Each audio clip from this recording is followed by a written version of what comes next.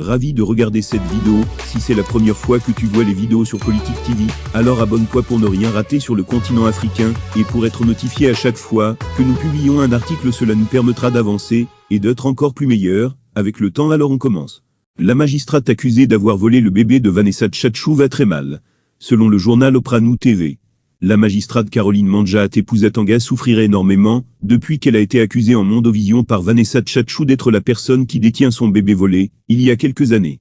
Quelle femme peut accepter vivre 12 ans sans son enfant retenu comme en otage, dans une maison à Mfou par une magistrate? Mon père, si c'est moi, je vais installer la chaise devant cette maison, jusqu'à ce qu'on me remette mon enfant. Je prendrai toutes mes copines des réunions, et nous irons danser devant cette maison avant nos séances de réunion. Je vais déplacer toutes les grandes mères de mon village, pour qu'elles viennent pleurer devant cette maison, pour récupérer mon enfant. Ces quelques réponses traduisent en réalité le fait incompréhensible, que Vanessa Tchatchou ait jusqu'à présent laissé son enfant chez une magistrate à Mfou. Il a fallu l'incident de l'hôpital La Quintini, pour qu'elle réapparaisse pour réclamer son bébé, et surtout réitérer son grand amour pour cet enfant. Pourtant, selon les informations de l'homme des médias Ebal Duval, Vanessa Tchatchou connaît la vérité, tout comme bon nombre de sa famille. Au moment des faits, des descentes avaient été faites sur le terrain à Nkotan, des PV de gendarmerie existent. Bizarre et curieux tout de même que ce soit elle qui, si jeune, soit à la tête de ce combat.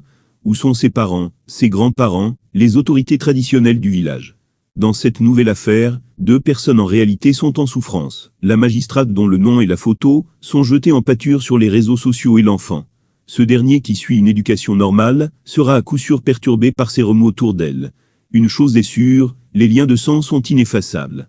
Cet enfant dans tous les cas saura qui est sa mère, la vraie. Ravi de regarder cette vidéo. Si c'est la première fois que tu vois les vidéos sur Politique TV, alors abonne-toi pour ne rien rater sur le continent africain, et pour être notifié à chaque fois que nous publions un article, cela nous permettra d'avancer, et d'être encore plus meilleurs, avec le temps. Alors on commence.